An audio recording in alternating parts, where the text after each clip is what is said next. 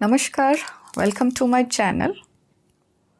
हम अपने जीवन में सुख और दुख दोनों ही अनुभव करते हैं, लेकिन हमारी बुरी मेमोरी, हमारा बुरा अनुभव हमें हमेशा दुखी करता है। और कई बार तो इन अनुभवों से हम बाहर ही नहीं आ पाते हैं, सारी ज़िंदगी ही उनको ढोते रहते हैं। तो ये पास्ट हमें अभी भी क्यों जकड़े हुए हैं? किस तरह से हमारे अनुभव हमारे अंदर स्टोर हो जाते हैं कि हम इनसे बाहर ही नहीं आ पाते हैं। जब हमें किसी तरह का अनुभव होता है, चाहे वो अनुभव अच्छा हो चाहे बुरा हो, उस वक्त हमारे ब्रेन में कई सारे न्यूरो प्रोसेसेस और केमिकल रिएक्शंस होते हैं जिनसे हमारी मेमोरी बनती है।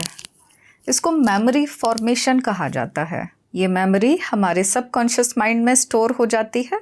इसीलिए जब भी कभी हम किसी अनुभव को याद करते हैं तो उससे जुड़े हुए व्यक्ति, संबंध वो भी याद आ जाते हैं। इसको मेटा मेमोरी कहा जाता है। हमारे सबकॉन्शियस माइंड में कोई भी मेमोरी तभी जाती है जब उस घटना के साथ हमारा कोई तीव्र इमोशन जुड़ा हुआ हो, चाहे वो इमोशन अच्छा हो चाहे वो इमोशन नेगेटिव हो, दुख भरा हुआ हो, बुरा हो। ऐसा क्यों होता है कि हमारा सबकॉन्शियस माइंड इतनी सारी मेमोरी को अपने अंदर स्टोर कर लेता है और हमें पता भी नहीं चलता है? ये ऐसा इसलिए करता है जिससे उन यादों से भविष्य में मदद मिल सके और आप उनसे कोई सीख ले सकें। इसको एक उदाहरण से समझते हैं। अगर आपके परिवार में सभी लोग भूखे हैं और खाना खाने का समय है, आपके पास इस समय 3 काम हैं। एक तो आपको कुछ कपड़ों की रिपेयरिंग करनी है, दूसरा मार्केट से जाकर आपको कुछ सामान लेकर आना है, और तीसरा आपको खाना बनाना है। तो ऐसी स्थिति में आप सबसे पहले खाना बनाएंगे और दूसरे कामों को अपने खाली समय में करने के लिए रख लेंगे। बिल्कुल ऐसा ही हमारा सबकॉन्शियस माइंड करता है। जब भी आप खाली होते हैं, सबकॉन्शियस माइंड उन मेमोरीज़ को, उन यादों को आपके पास भेजता रहता है जो अभी तक अनरिजॉल्व्ड हैं। ना तो आपने उस घटना से कोई सीख ली है और ना ही उससे जुड़े हुए व्यक्तियों से आपके जुड़े हुए नकारात्मक इमोशन ही ख़त्म हुए हैं। अब ये सबकॉन्शियस माइंड तो ये चाहता है कि आप हल्के रहें, इसीलिए जो अनरिजॉल्व्ड इश्यूज़ हैं उनको वो बार बार आपके पास भेजता रहता है। गलती कहाँ होती है? हम उन मेमोरीज़ को सॉल्व करने की जगह या तो उनसे भागते रहते हैं और भागने के लिए खुद को दूसरे कामों में बिज़ी रखते हैं, जिससे कि हम उन यादों को, उन अनुभवों को इग्नोर कर पाएँ। अपने आप को फ़ोन में बिज़ी कर लेते हैं, टीवी में, चैटिंग करने में, नेट सर्फिंग में, या अपने कामों में खुद को बिज़ी कर लेते हैं, जिससे कि वो इमोशंस जो यादें बार बार आपके पास आ रही हैं उनसे बचा जाए, या फिर हर रोज़ उनसे लड़ाई ही करते रहते हैं, फाइट ही करते रहते हैं, जूझते से रहते हैं उनसे। ऐसा है, जब तक आप इनको रिजॉल्व नहीं कर लेते हैं, सबकॉन्शियस माइंड उनको लगातार आप तक भेजता रहता है और आप बस नेगेटिव थिंकिंग से घिरे रहने लगते हैं। अब इनसे नुकसान क्या है? एक तो हम अपना विकास, प्रगति रोक देते हैं। नए अवसर जो भी हमें मिलते हैं उनको हम ग्रहण नहीं कर पाते हैं क्योंकि हम उसी एनर्जी में रहते हैं। पास्ट की मेमोरीज में ज़्यादातर दुखद घटनाएं होती हैं जो हमें निराशा और चिंता में डाल देती हैं।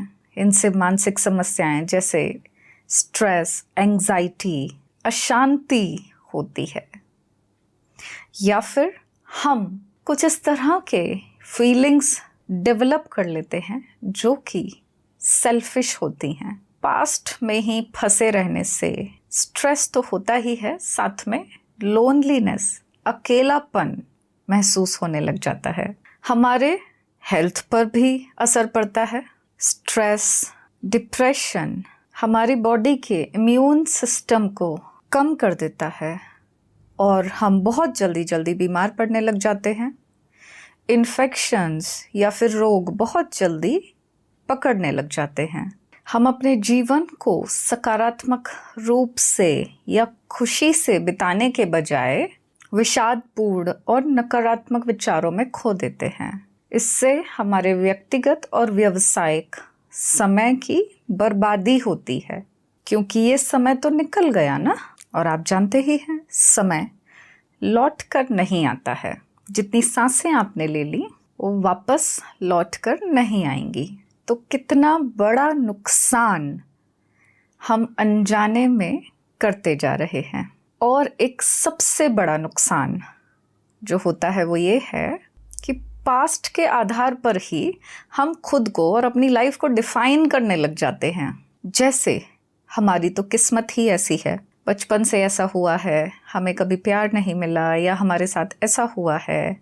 हाँ, तो हम पास्ट के साथ ही खुद को वैसा ही डिफाइन कर लेते हैं। इससे हमारा पैटर्न कभी बदल ही नहीं पाता है, हमारी एनर्जी कभी बदल ही नहीं पाती है, और भविष्य में हमें जो सफलता मिलनी है वो सफलता की संभावना बहुत कम हो जाती है। पास्ट में रहने से हम प्रेजेंट को भूल जाते हैं, प्रेजेंट में जीना भूल जाते हैं, प्रेजेंट को एंजॉय करना भूल जाते हैं। अब इससे निकला कैसे जाए? इससे निकलने के लिए सबसे पहला कदम है सेल्फ अवेयरनेस, अपने दिमाग में आने वाले विचारों को पहचानना। दूसरा, आप पॉजिटिव रिलेशनशिप बनाइए, पॉजिटिव लोगों के साथ कनेक्ट होइए, जीवन में आने वाले नए चैलेंजेस को स्वीकार कीजिए और पॉजिटिव रिजल्ट्स की आशा करें। माइंडफुलनेस और मेडिटेशन की प्रैक्टिस कीजिए। ध्यान करने से आपको सकारात्मक विचार बनाने में आपको मदद मिलेगी और अपने विचारों को संभालने में मदद मिलेगी।